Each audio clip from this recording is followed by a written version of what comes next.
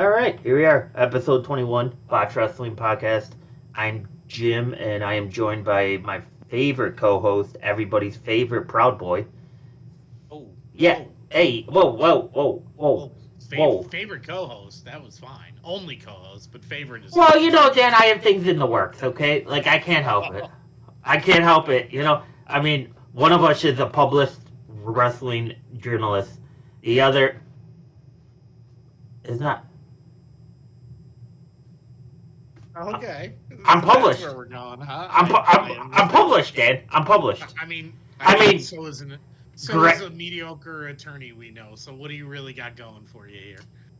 Uh, we both hit a plateau in our careers. That's what happened. We both plateaued a lot. A lot is either a lot earlier or a lot later than we thought, which makes it more or less depression. But that's a different podcast for a different day. Um, we are on the road to WrestleMania, the road to Australia. And in case anybody did not see it, you might not want to tell Austin Theory wrestling is fake to his face in the airport. That didn't turn out well for that guy. Did you catch that, Dan? I did catch that. I You mean, made me think of something else too with Austin Theory, but I'll say that after. did it involve OJ? No, no, no, no. Okay, good. It's completely unrelated to wrestling, Well, actually. that's why I thought OJ, because that's everybody's first thought. No, yeah, no. You just gotta be safe. You don't know where he is nowadays. Which, my whole thing, that guy was a journalist, right? Supposedly. You're gonna go to a pro wrestler, getting off probably a long flight, and basically tell him his job is fake. I mean, you deserved every part of that tirade. Yeah. Every part of that tirade. Yeah. Like, so it is what it is. But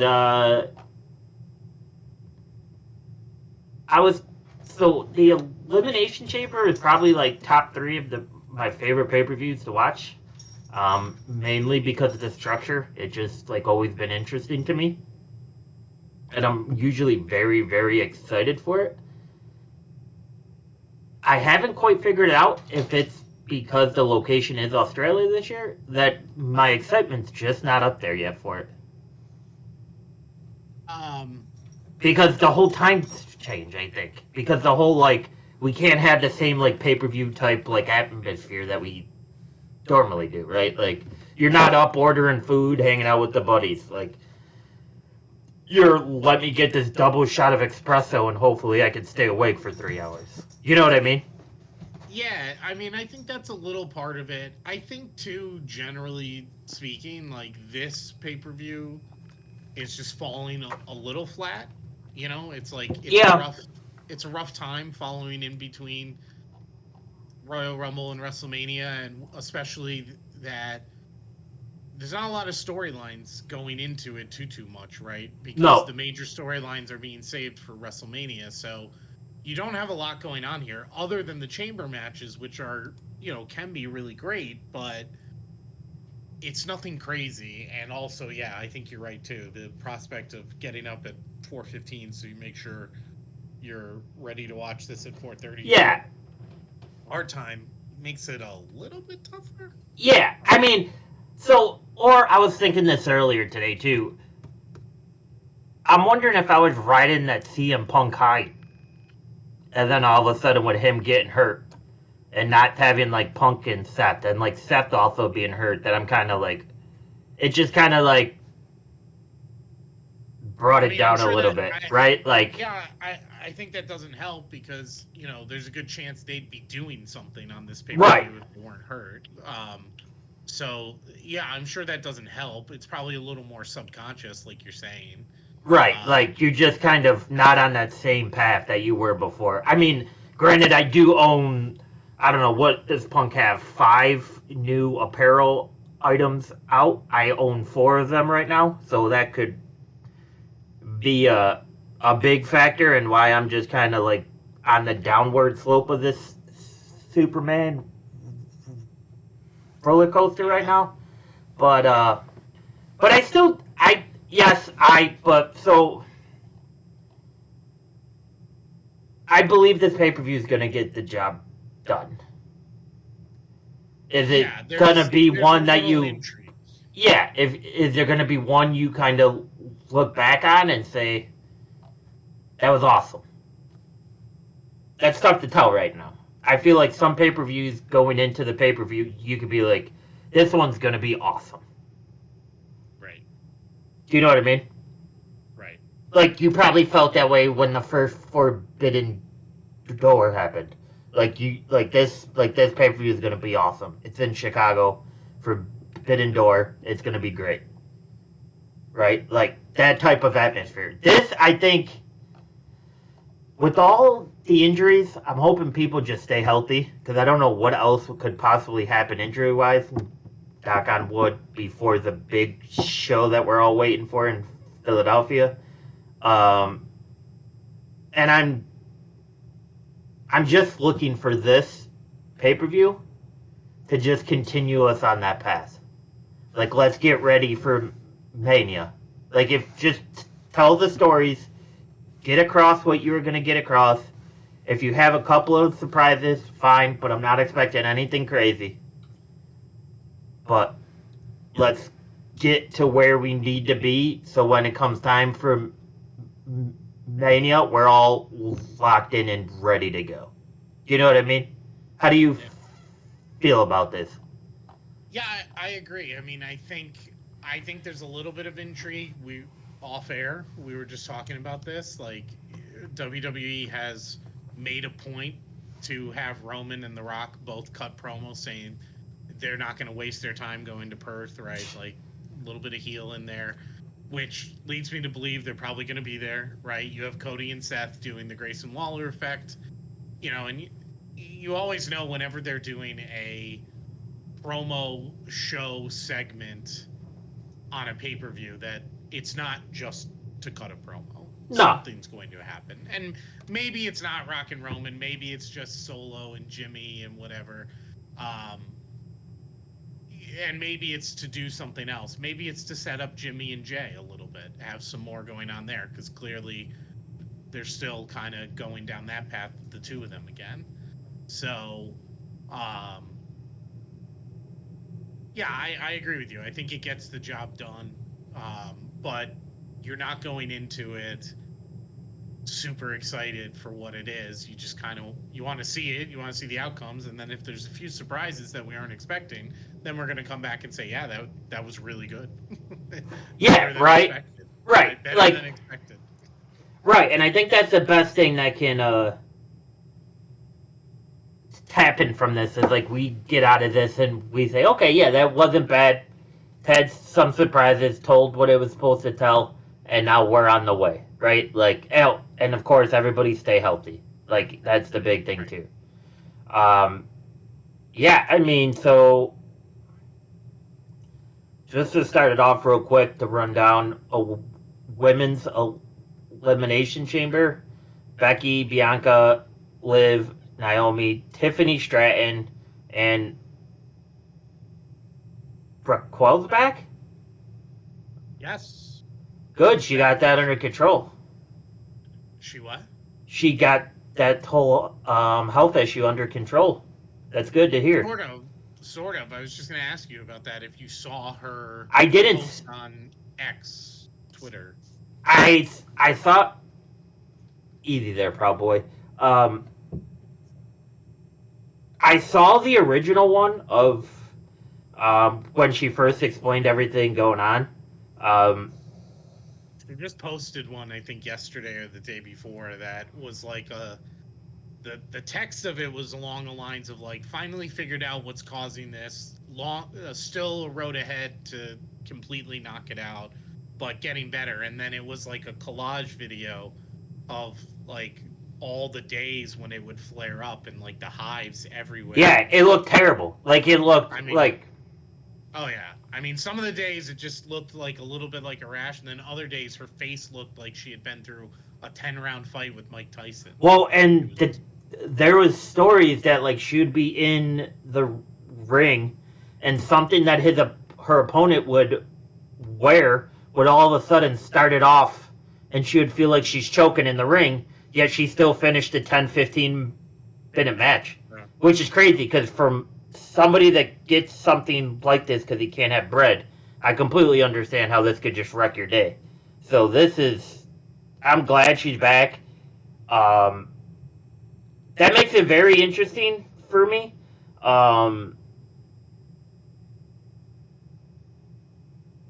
This is a bump to the women's division that I think we need.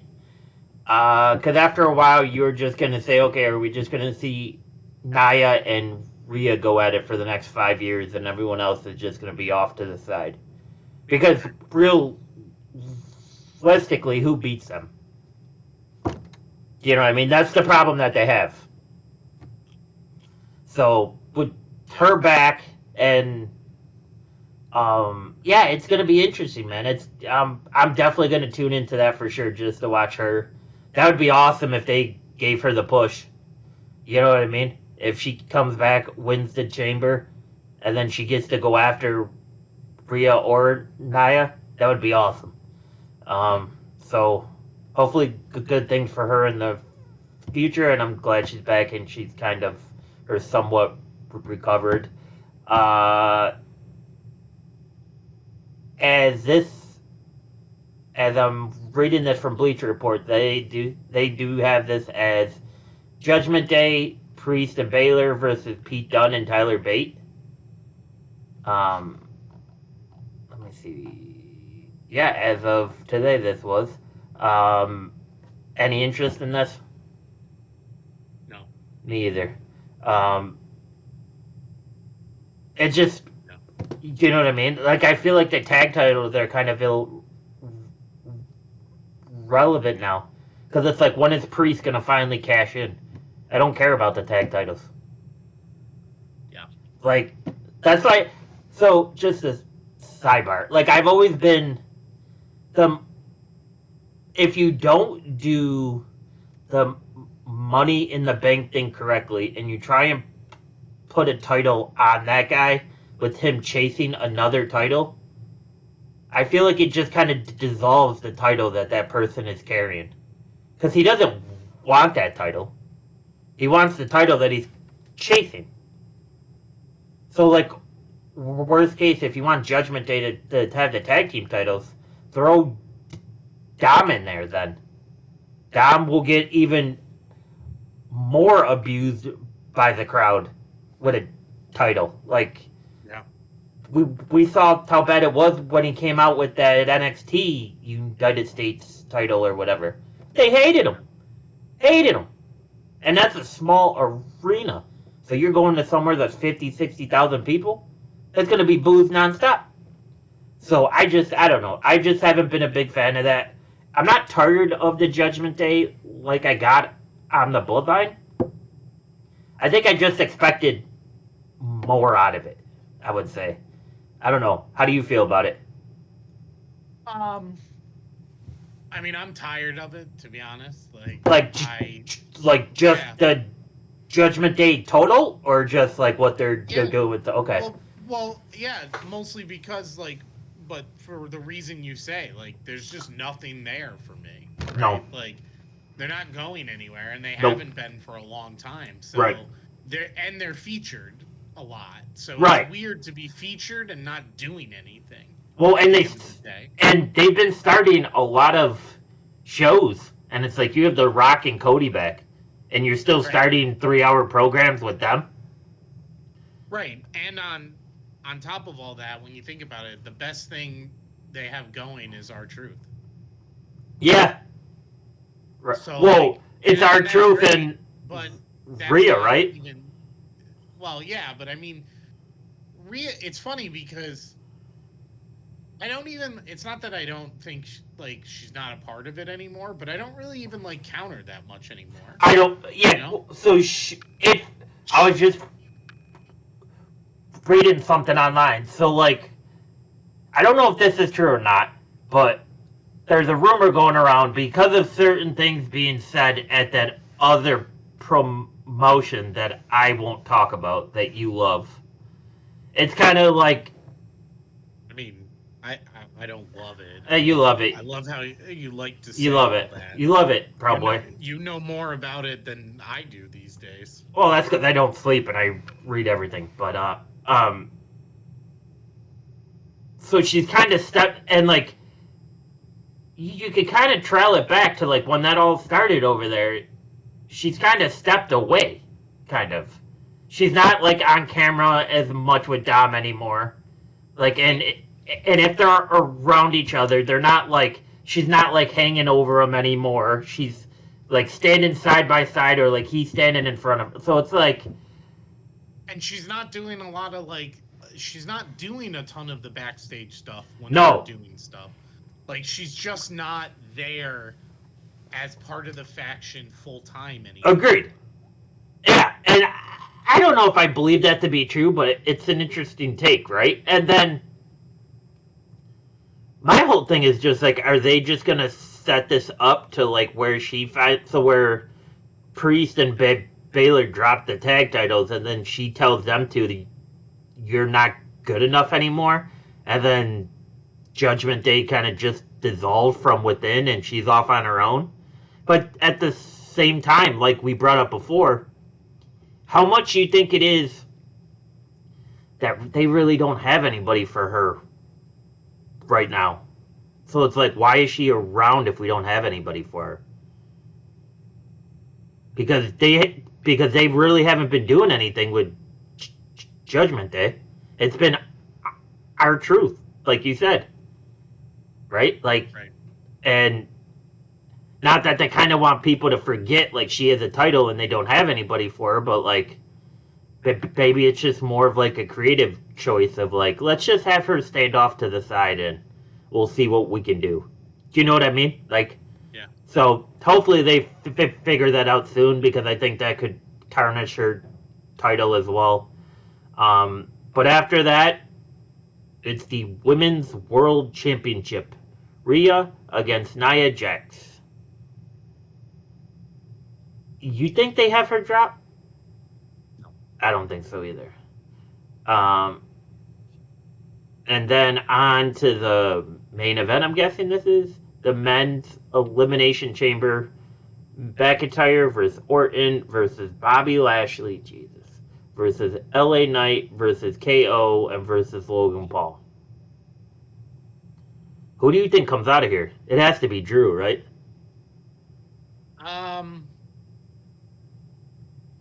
I was thinking Drew because, you know, it's supposed to be against Seth. Yes. Right? So we still don't really, I mean, they've said that, but like, it's interesting because the rumors haven't gone away that there's still a potential for a tag match for them at WrestleMania. Right. Which is just kind of wild to think that these guys are both going to wrestle twice, but whatever. I assume it's Drew. I think it could be Randy. And then if not Randy, then the only reason... Yeah, I assume it's Drew. I think Randy's a sleeper in that. And then if they wanted to do something wild, it would be Logan. Yeah, I was thinking, if they've decided let's do something wild to kind of shake things up, it'll be Logan. And I don't think Logan would beat Seth at WrestleMania, but I think he would, you know, they would give him a good match with Seth and then Seth go over, which could be interesting because, again, you know, if the original plan was Seth and Punk, and now Punk's come out and pretty much said, you know, 6 months minimum is what he's looking at, you know, maybe they hold Drew and Seth for SummerSlam to have something big going on for SummerSlam with that title. Yeah, I mean, that's a good choice, right? You know, and do just a wild card with WrestleMania that, you know, in theory would be title for title, you know, and you know, or, well, could be title for title or could just be nothing. I don't know.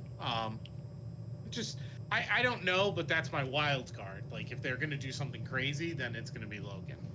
I think it's going to be Drew, Logan, or LA Knight, I think is the three. I think if anything, they'll save Orton to eventually go after Cody. Because I think we're going to get that storyline before Orton is done. Cody gets a title. Yeah. And Orton flips. Yeah, I would assume that comes right after WrestleMania. Yeah, because I would expect them to try and keep Orton as healthy as possible until like they can get him into that big storyline. You know what I mean? Yeah. Because Seth versus Orton was cool. We saw it at WrestleMania, right? Like, right. We've already seen that. Yeah, so that should be interesting.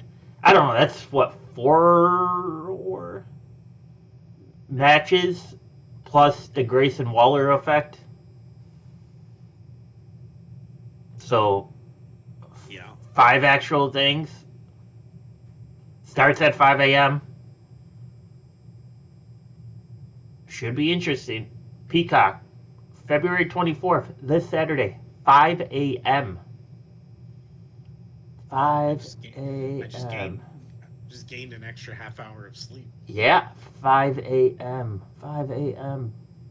Yeah, I might be finishing watching this from breakfast. Well, no, they don't open up till 8, so that probably will clear it. Yeah, I think you'll be fine. Come on, Dan. 8:30, I thought I looked on Saturdays. Or is that Sunday? Oh, we're just going to give people my geolocation now? Jesus. I didn't say anything about where. I said 8:30 on Saturdays. That's all I said. Okay. Could be talking about Denny's. Right down the street from me. I do love a good Denny's, though. That's probably my white trash side, but I do love a good Denny's. I stopped liking Denny's when they got rid of their skillets. They brought some back, but they're not all back. They had the best skillets. Anyways, yeah, so that's why we're this old and talking about Denny's and pro wrestling. Some things never change. I mean, going into this, would you be happy if this was like a 6 out of 10?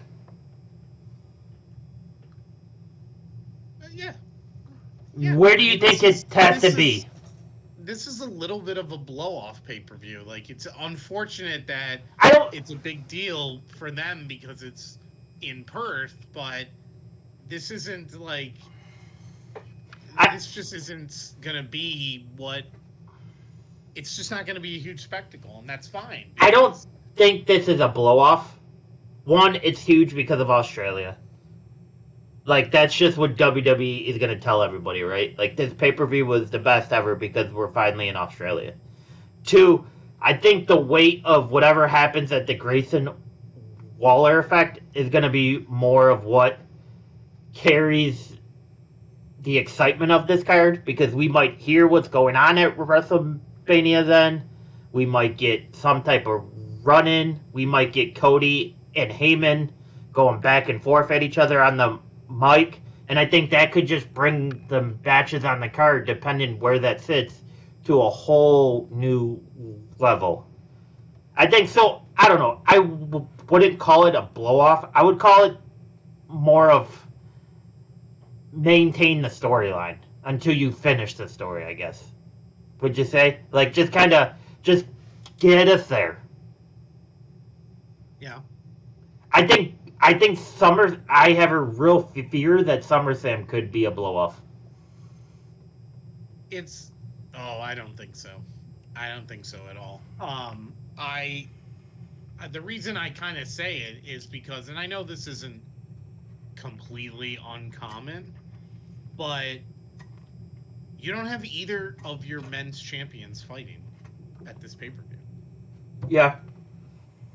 And I know that's kind of been commonplace with Roman for these in-between pay-per-views, but, like, you don't have Seth for obvious reasons, but the point is you still don't.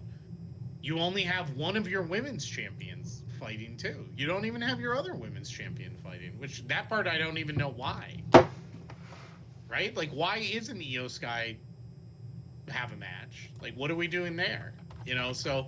It's just odd to me that, like, you couldn't work in any of that, and there might be smart reasons why they aren't. I mean, Showtime alone, you got to imagine each chamber match is at least an hour, Has to be. maybe longer, right? So yeah. that's 2 hours in 2 matches. My guess is you're going to give Rhea and Nia at least 20 minutes, probably 25. The tag match, like, I don't know what they're going to do, but like it's hard to do a tag match for the titles in less than 15 to 20. So, without blinking an eye, you have 2 hours and 45 minutes, let's say, with those 4 matches. So maybe that's part of it. They've been talking about making sure they keep their pay-per-views tight. Plus your segment with Cody and Seth and Grayson Waller. So you're still looking at a 3 to 3.5 hour pay-per-view, somewhere in there. But it is weird to me that 3 of your 4 champions aren't even in a match at all. And I understand you have Seth in a promo, but why? What are we doing? Well, what are we doing here? The thing for Io Sky is Bayley challenged her specifically at WrestleMania. So they're probably just keeping that for that. Maybe, but and they probably don't feel like they need it. They got the women's chamber, and they have Rhea and Nia, and they're probably comfortable with that. That probably just maintains what they want to do. And to be honest, I'm not really interested in anybody else that's in Io's stable. Like, you have Asuka that's the tag champs, right? Is she the tag? Okay. Cool. But it's not like I'm tuning in for an Asuka tag match. No. And I get that. I think they're probably comfortable with everybody they have in the women's chamber match, because you know you're going to see Liv try some crazy stuff. You know Bianca can try some crazy stuff. You know Becky's going to start bleeding. And it's a showcase for Tiffany Stratton. And then you're bringing back Raquel. Like, that's going to be huge for the crowd. So they're probably like, this is solid. Rhea and Nia should be solid. Now, if we get through this pay-per-view and we're like, they probably could have fit something in with Io, Rhea and Nia didn't get the job done, then that's a different story. But on paper, they're probably like, okay, this is good. Because I don't know how you throw Io and Bayley into this. I don't care for a promo off. Well, you don't throw them in that way. I'm more just saying, like, when did we get to the point where your in-between pay-per-views don't really have championship matches all that often? It's just a major championship. Dude, like, creative, right? It's been something that's changed. Like, it's just been... Right. And it's just a little odd to me, like, a little bit, especially like trying to make a big show of it. Like, I get it. Especially with what we grew up with. I get it. It is different. Well, and one of the complaints is that Roman never wrestles. Well, now, like I said, you have 3 of your 4 who don't have a match. Yeah, but where would you... Roman is one of them. So what would you do with him on this card? I don't necessarily know, but I'm more just pointing to the reason the card is maybe the pay-per-view itself just feels a little like... Yeah, I can see it. Underwhelming to a degree. Like, you randomly have your... Like, you have Rhea in a match because nobody's officially challenged her for WrestleMania yet, and you have to have an elimination chamber to figure that out. Yeah. But you still have her in a match, right? Like... when is the last time Io defended that belt, actually? I can't even think of it now. All right, January 5th SmackDown. Yeah. Okay. So, last month. And then before that, though, it wasn't... Crown Jewel was the last time she did it on a pay-per-view. Yeah. It was in November. Okay. It's a long time. Yeah, it's fine. I don't know if it is. But who do they have? They don't have anyone. Well, that's a problem. That's shame on them. They got to figure that out. Well, but that's what they're trying to do here until you and the rest of the sweaties are complaining that they can't build a storyline because your producer's not on the stage screaming, "Welcome to AEW," like on a cocaine rage. I'm not complaining that they can't build the story. They can build the story, so why aren't they? They're doing it now. They're doing it now. You asked me why a pay-per-view is a little underwhelming. It's a little underwhelming because you don't have your champions wrestling. You don't, yeah, but you can't say it's part of it is Roman when he hasn't been around for 3 years. He hasn't been around. That's just a continued problem. Yeah, that's fine. But they've allowed that, and they maybe shouldn't have. But he has a Brock contract, Dan. He shows up, he does what he wants, he leaves, he gets told where to defecate, and that's how it goes. I don't know if he actually really has a Brock contract. I don't think so either. He didn't leave and come back. He got sick and came back. Yeah, I know. I think it's just more of a creative angle of keeping him off. Yeah, I think it's... Because it just builds, right? It just builds. Like, he doesn't do what he wants, like, has to do. He only wrestles half the time and makes 10 times as much. Like, that whole promo.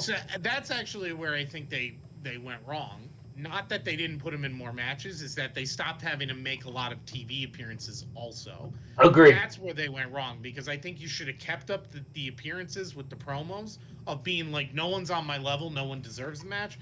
That would continue to build this just underlying, like, agreed. Heat.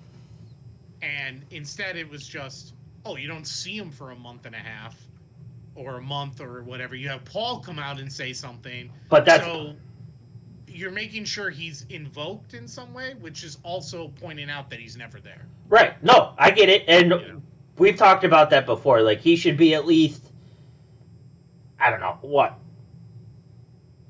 I don't know about tell shows, but with 4 SmackDowns a month, he should be popping up at, like, 2 of them. And all of a sudden, he starts the show on one, and then he sits right next to commentary on the other. And just trash talks everybody, fine. He's still there. He's still getting that hatred from the crowd. Like, we've talked about that before. That's the equivalent to when somebody says there's a real world champion to you. That's what that is. I said that from day one. Like, I understood what they were doing by doing it this way. But I think Roman was at his best when he shows up, talks crap, throws the ones in the air, and then they show him going to the private jet or getting in the limousine. Right. Because the best part about it was, it made everybody feel like we were at the same time of watching, oh, is this possibly the new evolution? They're taking all the belts. They're showing up. They're smacking whoever they want to smack. They're getting back in the truck, and they're going home. They're not even staying for a full show. That's been a creative issue of mine from the get-go. Like, I like the Bloodline. It's probably top 5 of the best storylines that we've had since I've been watching wrestling. But I felt like that part of it was severely lacking. And, like, we've talked about that before, like, in person and on the podcast. Like, it's just... Plus, like, when we talk AEW, right? Like, what's the one thing we say when they push somebody and that person's not ready? It's like you have to get them out there, right? So this is just easy practice. Not that Roman needs to practice now. But, like, this is just him to, like... Right? Like, just to click. Click, click, click. I mean... We saw Cena from how many years would come out middle of the show. You would get like an unexpected promo. He would just crucify somebody, and then okay, he's gone. But it was he got the reps, and it just clicks that way. So I don't know. Yeah, I mean, thought about this. So I was looking back in the WWE library, now on Peacock until Netflix take over. We are company men, so we need to shout that out there. $4.99 for commercials, which I don't pay for. $5.99 on top of that for no commercials. Enjoy. Which your sister doesn't pay for. Yeah, which my sister doesn't pay for. That's a different podcast for a different day. Financial Help 101. Former special guest. Yeah, former special guest. That's true. Yes. The Rock has a history, like when they go on the road like this, showing up on like jumbotron type promos. Do you think that's what they shot for this? Because originally it got said that Australia was doing everything they can to have this pay-per-view, but in the contract they specifically said The Rock has to be here if The Rock was going to be back. So, what's your thoughts? My gut tells me they're gonna physically be there, and this is just a little bit of a swerve. Yeah. I could see a video package that they pre-taped that they end up playing, and they just run the story of like, look, we control this, we told the video guys to play this, or something like that. Yep. Right? But my gut tells me they're gonna be there. Maybe I'm wrong, but I just kind of feel like it's gonna happen. Yeah, it's just agreed. It enhances the story more. I mean, there's a lot of people, a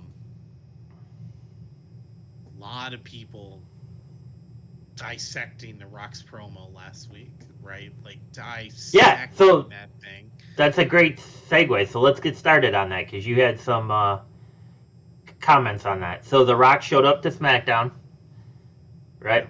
With his, is that a tank top or was that just like a vest? Was that just a vest? Would you say that's a vest? It was a vest, all for right. Sure. It wasn't a shirt and it wasn't a tank. It was open. Yeah. So vest, full of TRT and trend. And what's your thoughts, Dan? I was 50-50 on it.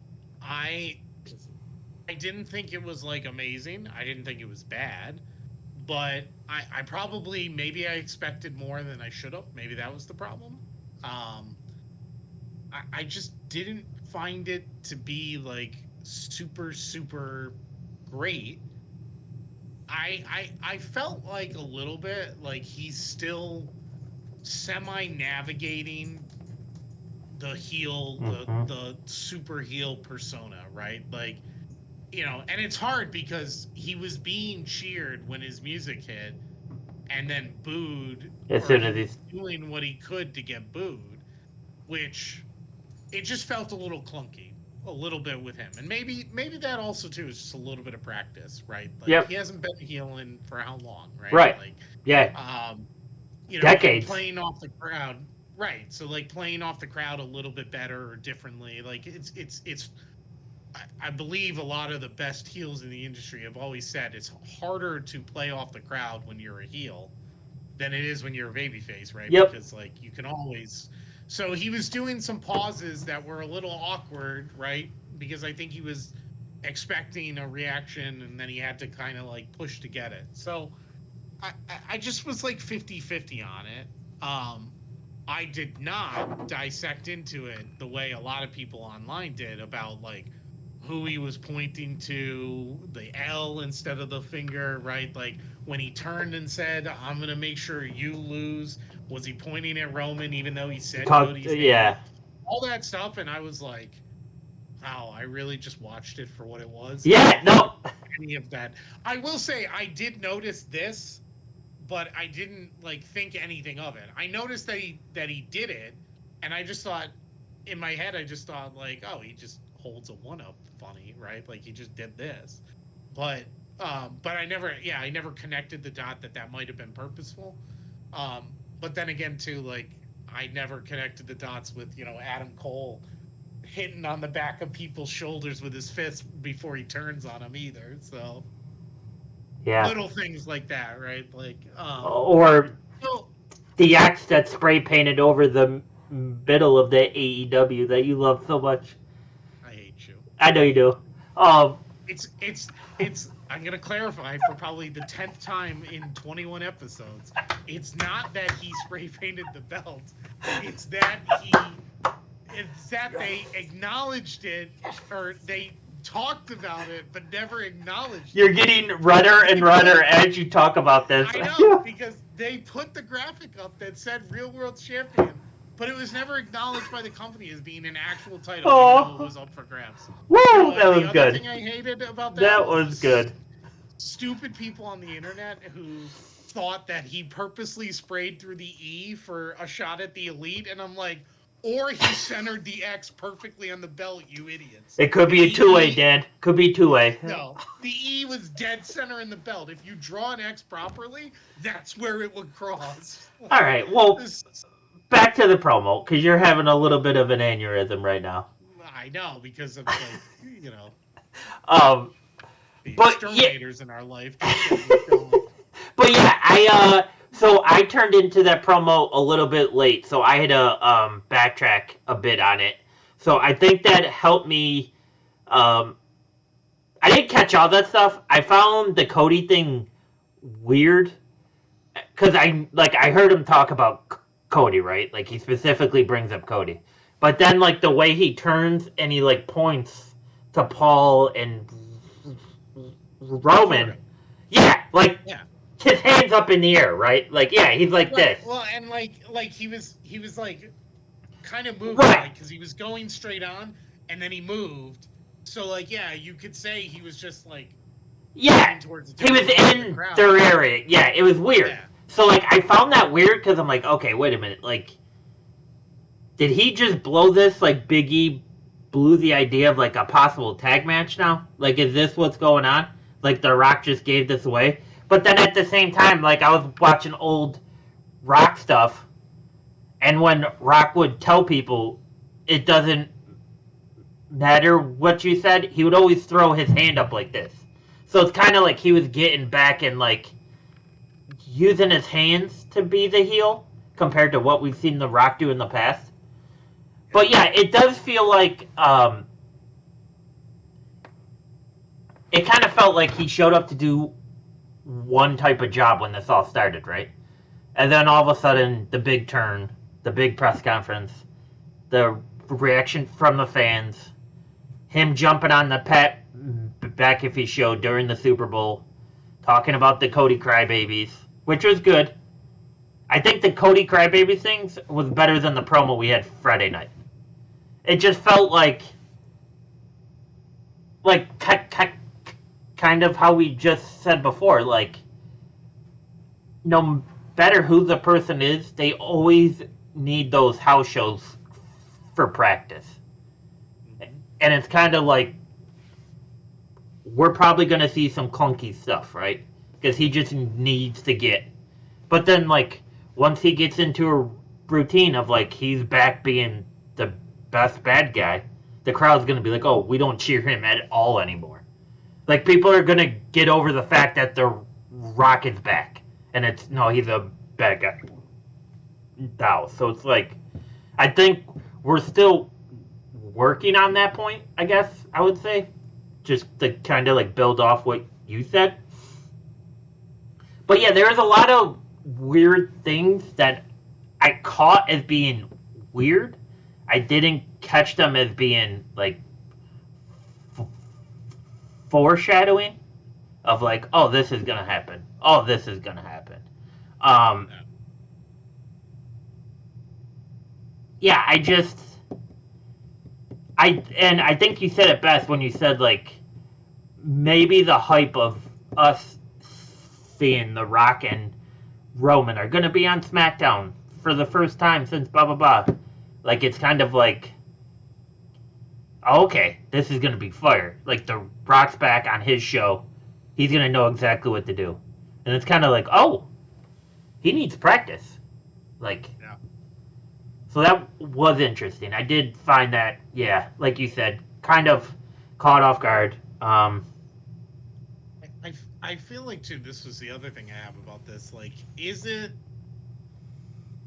he like going to have a little bit of a problem trying to be a super heel for now on TV, and then immediately have to break character the next day when he goes and rings the bell at the stock market, or starts the Daytona 500, right? Or whatever I think he went to the Daytona 500 this past weekend, right? And he Mm-hmm. did the start your engines thing. Well,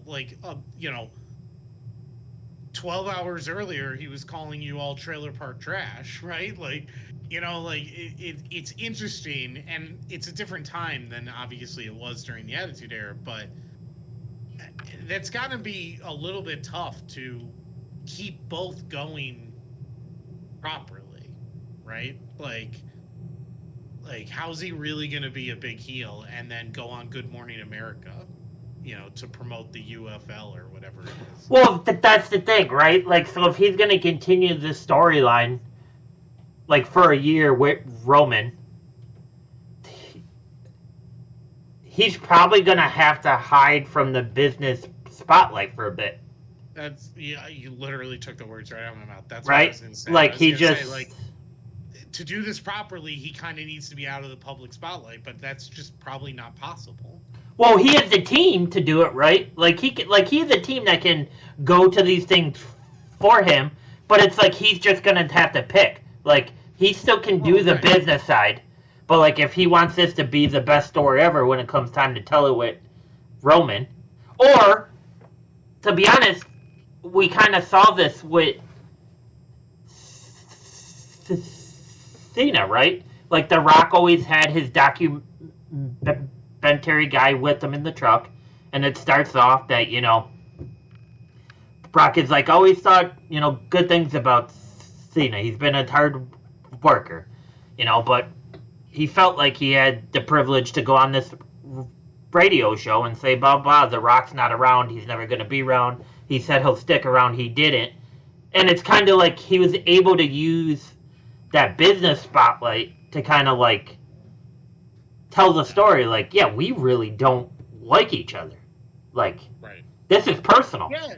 But I don't know if that's gonna work with your cousin. You know what I mean? I don't think so either. And to your point too, he has a team that can do some of his business stuff, but UFL stuff is tough, right? Like the football stuff his team can't go to the Daytona 500 and start their engines, right? It's him. He's the brand, right? So yeah, they can take business meetings and they can do all that, obviously, like, but I don't think his team can go and, introduce the Super Bowl like he did a couple years ago, right? Like those types of things are just going to have to be him because his brand is as big as anything when it comes to his business. So I don't think he can get out of the public spotlight, which is why it's harder for him to be a heel. And, obviously we know the difference, but like people don't want to boo him all that much yet. They wanted to boo him. They wanted to boo him. They're too excited. He was taking something away from them. So they wanted to boo him because they were mad because they had a cause. The company, not him. Right, they were mad at the company. And now he's not taking that away anymore, and they don't want to boo him necessarily, like they do to a degree. Like they would love for him to turn on Roman tomorrow, and then set it up.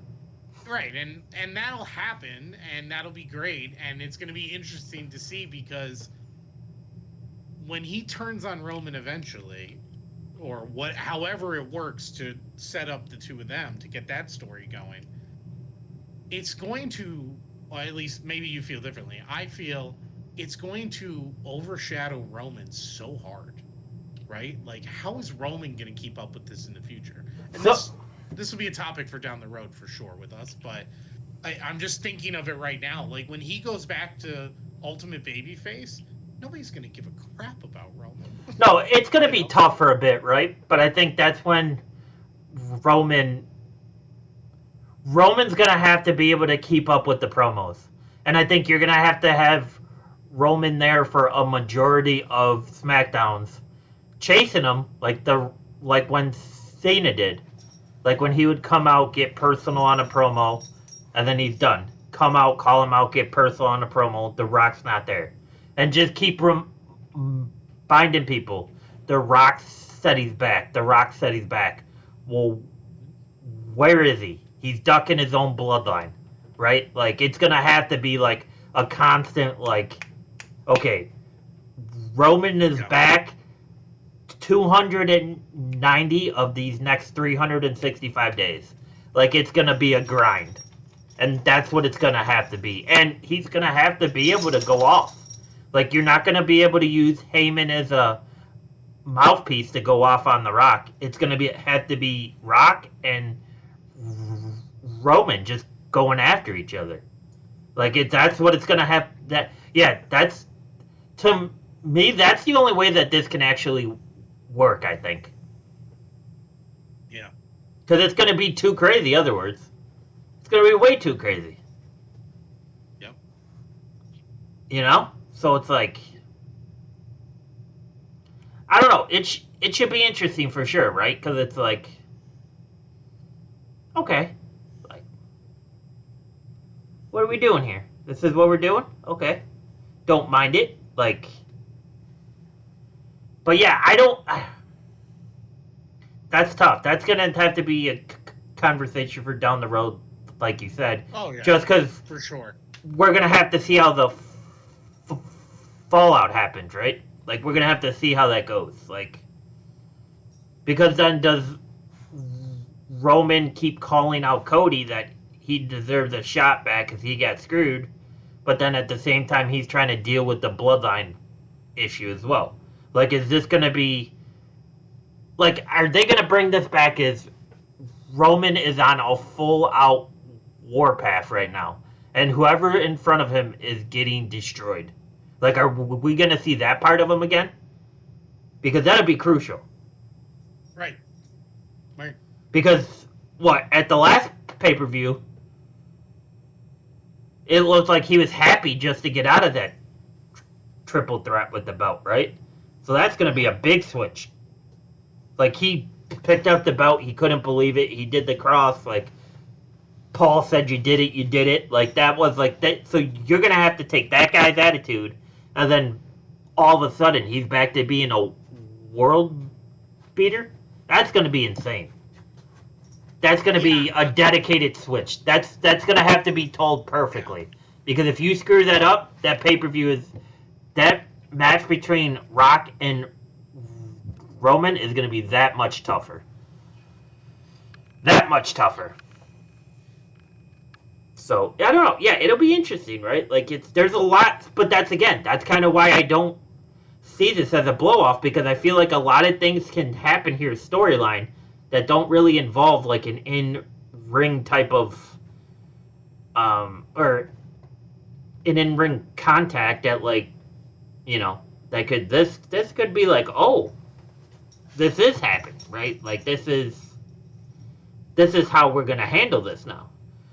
Do you think they square off in the ring, or do you think Rock and Roman show up on, like, the top of the ramp and they stay there, and it's Grayson, Cody, and Seth in the ring? I think it's an attack. So I don't know if it's a square off. I think it's a surprise attack or something like that, right? And, you know, maybe it starts with Jimmy and Solo, right? And then Roman and Rock come out of nowhere and it's a beatdown. And they're left like that. That's my guess. Let's put it this way, if it's a square off, then I think for sure we're getting the tag match. And I don't know what they're doing with Seth's match at that point. If it's not a square off, then I think I don't know what they're doing with The Rock for WrestleMania. Well, we have our bet, and I'm not using my one change yet, but I'm getting a little nervous that I might be wrong. But I think Rock's going to be a part of WrestleMania in some way, like in a match. Like, I just don't think they give up the idea that he has a match. Um, so we'll see. I was just trying to picture this. I think we see Solo. I think we see Heyman. Yeah.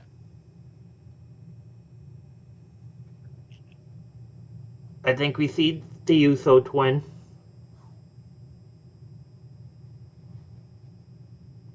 What if it's just Rock and Solo?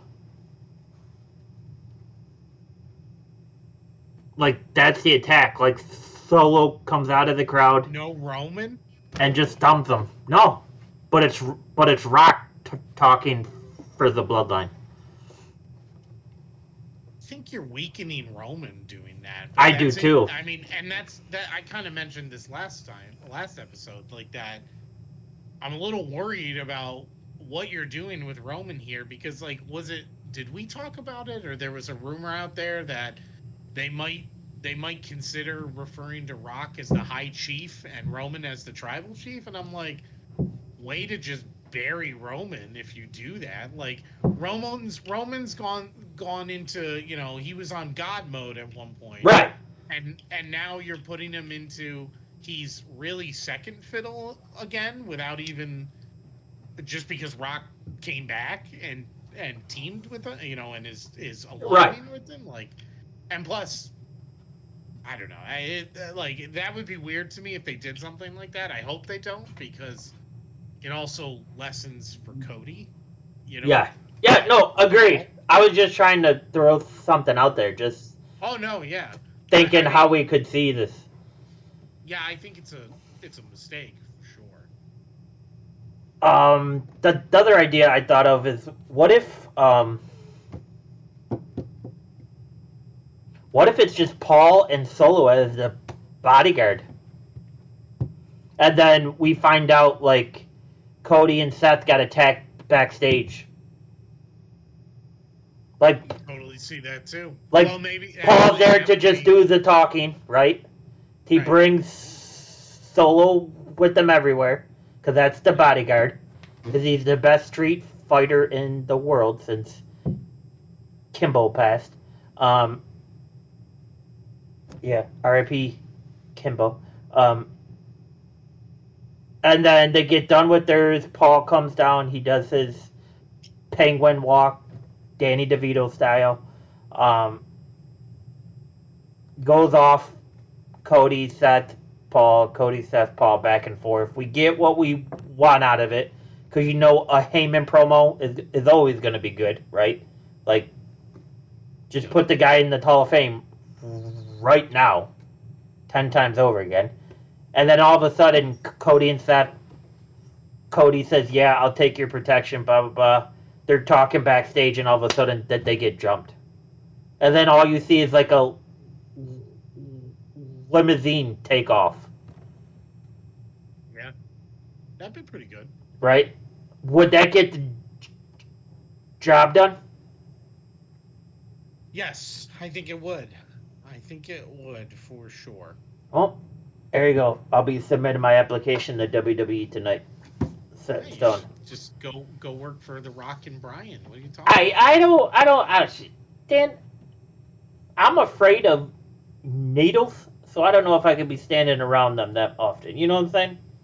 It's funny you say that because I just saw like a Joe Rogan clip where he was like dissecting like how The Rock has to be on. Well, yeah, I mean, he has. It's just funny. Yeah, he has muscles that no other human has, right? Like, he looks like a pit bull if a pit bull was a person. Like, that's what I think of him when I see him. Yeah, so, I mean, now that we talked about this, I think I got a little bit more interest in it because I think a lot depends on what goes on with the Waller effect. Yeah. One, I think that's your surprise factor too, Yeah. of how they handle that. Yes. And that could, it's not that it'll make it or break it, it'll just put it on a different level. yeah, agreed. And anytime that there is a chamber involved, I'm so for it. Just because I love that structure. I think I like that better than a cage match. Yeah, I think I do. I think I do. For some reason, I don't know. I always get pumped when I actually see it get dropped down, and it's like, oh, now it's real. So should be Yeah, interesting. Uh, it's quite uh, the structure for sure. yeah, right. Like it's like, oh, this is gonna like somebody's gonna be bleeding. All right, I'm in. Like, let's go. Like, you know, it's probably why I have the problems I do. But yeah. I wasn't gonna say it, but okay. No, it's been confirmed. You've been tested. Yeah, I've been tested. Um, so that should be good. Don't I mean, don't worry, Jim. Your mom says you're special. yeah. It's okay. Hey, got a doctor's note that says it too. Granted, Someday we'll get her on the pod. we are that we should do a Patricia podcast before WrestleMania. We'll ask her this weekend. I'd put money down that the response is gonna be no, thank you. She'll be very polite in saying, no, I'm good. No, we should ask her when the family's in town. She won't turn us down then. Oh, great. Easter. Yeah, Post Easter. yeah, Post WrestleMania, right? yeah. Like, Get her on the pod to start the year. that'd be great. Yeah, so that should be, yeah, that kind of piqued my interest talking about this, like I said. Are you more interested in this, or are you just more interested in the fact of all the different storylines that can happen with the Waller effect? Um, well, more interested in that aspect of it because that's what I was already thinking. That like that's what helps put the show to a different place, right? The matches are going to be good in general, right? The elimination chamber matches are going to be good. We started out by saying this. The Rhea Nia match should be fine. I don't Yeah, know. I mean, it has the potential to be really good. It should be fine no matter what, but it might not be anything that makes you go crazy. And then you just have what are they doing with Cody, Seth, and the Bloodline? Um, so that'll be interesting to see for sure. That's the unknown that really sets it up. for sure, agreed. Um, so yeah, what else did we have today, Dan? Um, Let me see here. Let me pull this up real quick. So did you see uh, former WWE writer Jennifer Pepperman? Sorry about that. Joining AEW Creative. I So did see. AEW had writers. I think it's a move they've been trying to make for a while. I didn't think Tony had any idea what that was, except for when his dad goes and writes him a check. I I'm I'm willing to bet that maybe finally like a guy like Brian Danielson has gotten through to him because he trusts him so much to say like, look, you need some structure back here. Like you can't do it all and you can't keep relying on the boys, you know, to do it themselves either. You need to give them direction and structure and let them go be themselves within a lane. Give them a lane and let them do their thing. You don't give them a lane right now. So hopefully this is a first step towards something like that for them, you know? Time will tell. We've talked about it. And who was I listening to the other day? Oh no, it was because of our exterminator buddy mentioning O'Shea Jackson. Mm-hmm. The Yep. whole reason that he caused a stir was because he was saying out loud what a lot of people know to be true and don't want to admit it is that AEW today doesn't have anything for the most part that's drawing you in, Right.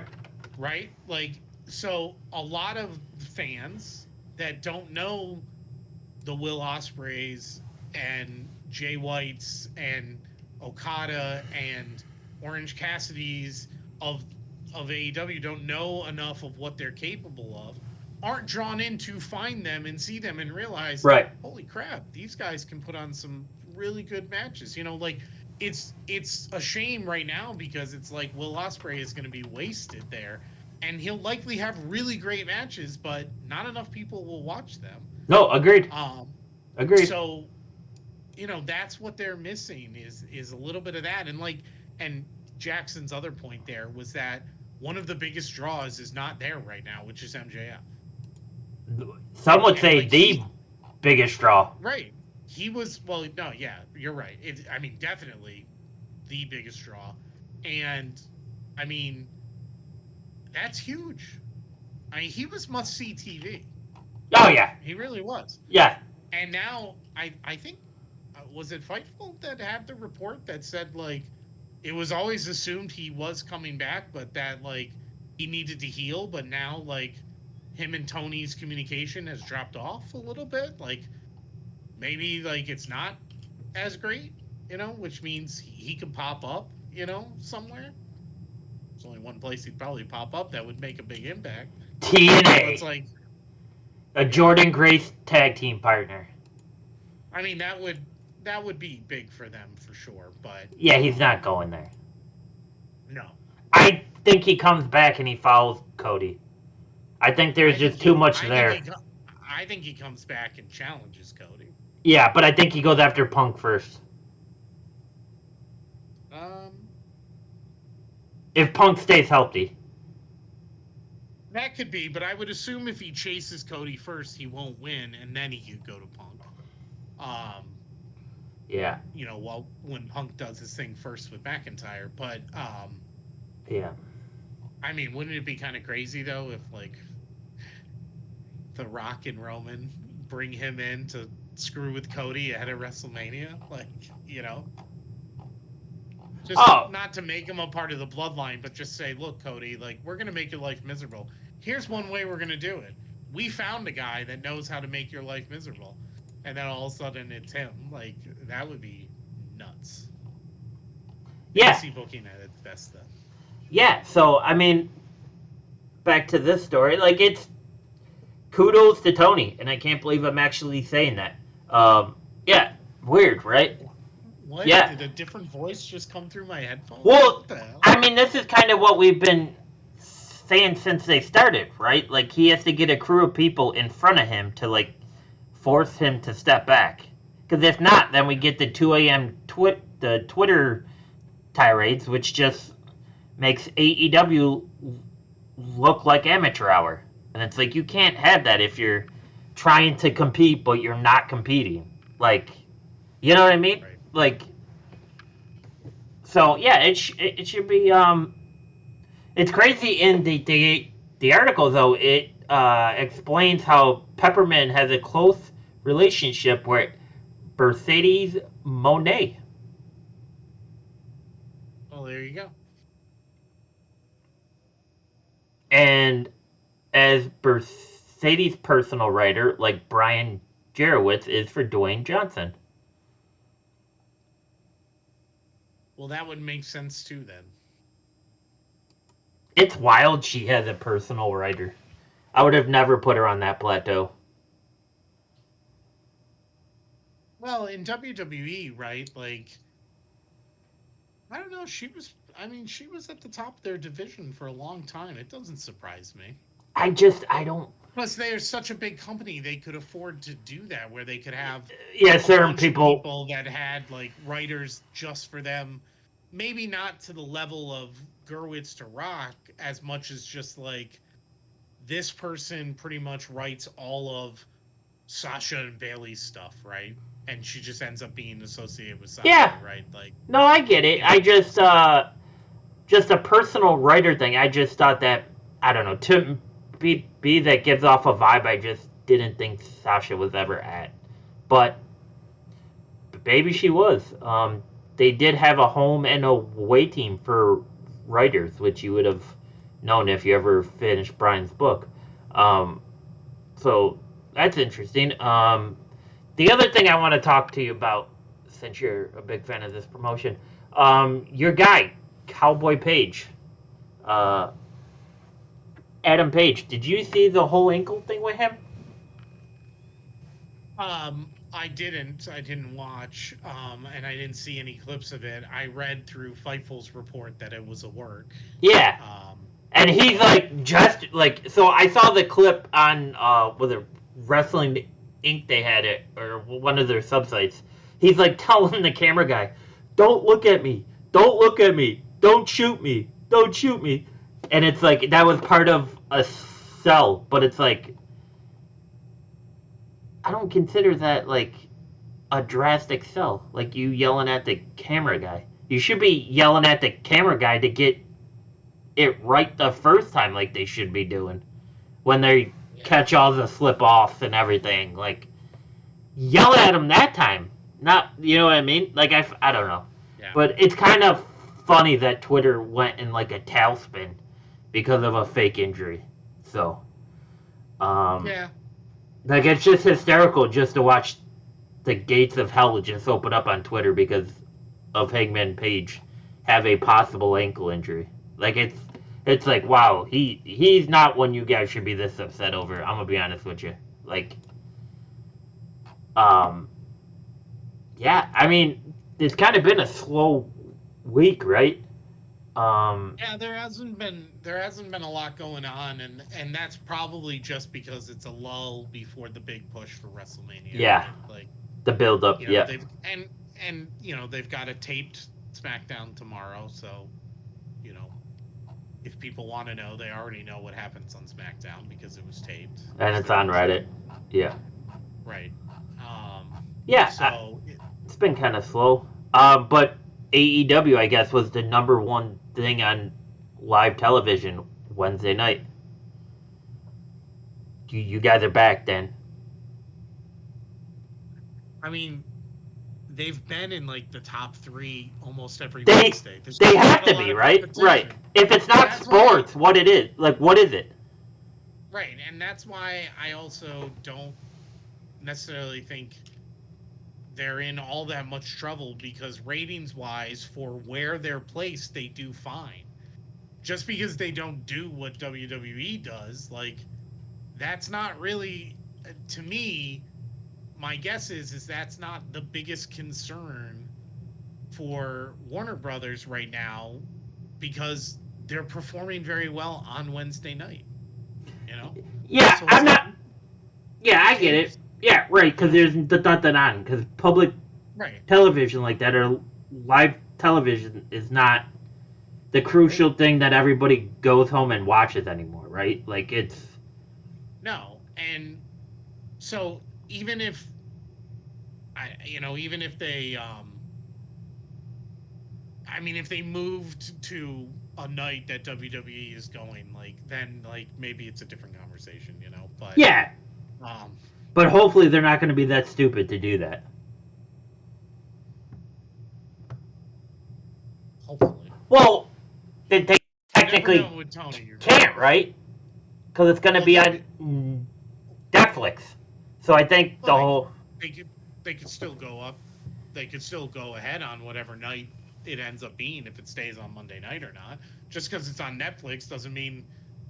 I think that's a barrier, though. I think it's because it makes it even more easier for the true wrestling fans to watch both because they're like, all right, let me turn into AEW, see if this is going to be any good. If not, okay, I could go start Raw from the beginning now. You know what I'm saying?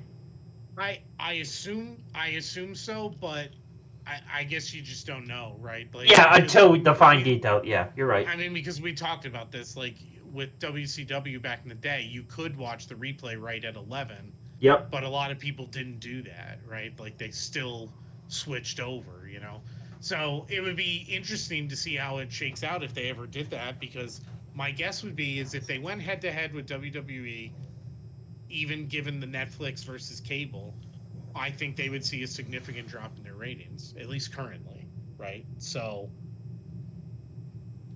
yeah, no, I agree. It's just going to be interesting, right? Like it's going to be like the whole business side of this, I think is just as interesting as like what's the wrestling gonna be like then, because there's a lot that could possibly change from both aspects of it, and it's gonna be like, oh, okay, this is awesome, Right. like, so that'll be cool. Um, yeah, I mean it's been kind of slow because, like you said, this is the build up. Um, really hasn't been much going on. Couple good matches in TNA. Um, they're still killing it. It's kind of funny. People are bringing up an article that Josh Alexander named AJ Styles for his dream opponent ahead of Impact. What is it, 1000? Yeah. And that's resurfacing now. I don't think AJ is going anywhere. Unless he gets like like ownership in TNA. I don't. This is probably where he's gonna end his career. And also, have you forgot about Ring of Honor?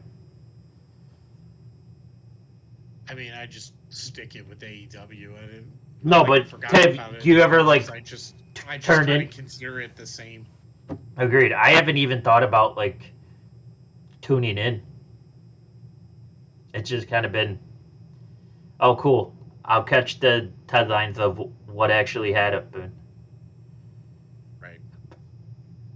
But, so yeah, that's all I had. Was there anything else you want to talk about, Dan? Did I miss something here? I think so. Also, stay away from Val Venus's Twitter. That's just one guy that has CTE through the roof right now. You know, when you do those things and you say things like that, and I haven't seen the reason to stay away. Well, I'm intrigued. Our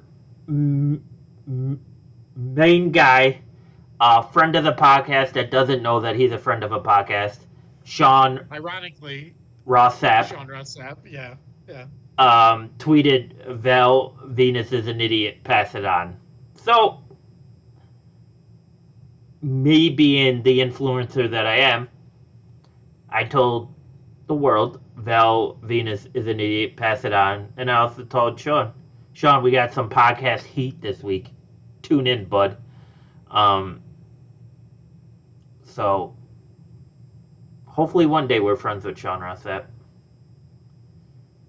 Hopefully one day. But we'll have to see how that goes. So, yeah. Anything else, Dan? Just getting prepared to sleep it off for the pay-per-view and then a lacrosse game that night. Gonna be a busy day, sir. Yeah. Gonna have to take a nap and then a card show on Sunday. Whoa. Tune in to our other pod that we may record tomorrow night. Yeah. Hear all about our video game and card shopping. Well, you know, you've been on the crazy chaos trip, but I mean, it's tax season over here, so we're getting prepared to get hit by that. But yeah, Botch Wrestling Podcast episode 21 in the books. Appreciate y'all turning in. We're just gonna have to see where this pay-per-view goes. And Dan, I just wanted to say, have fun in Charlottesville this weekend, bud. Enjoy it. Stay off the roads. Adios.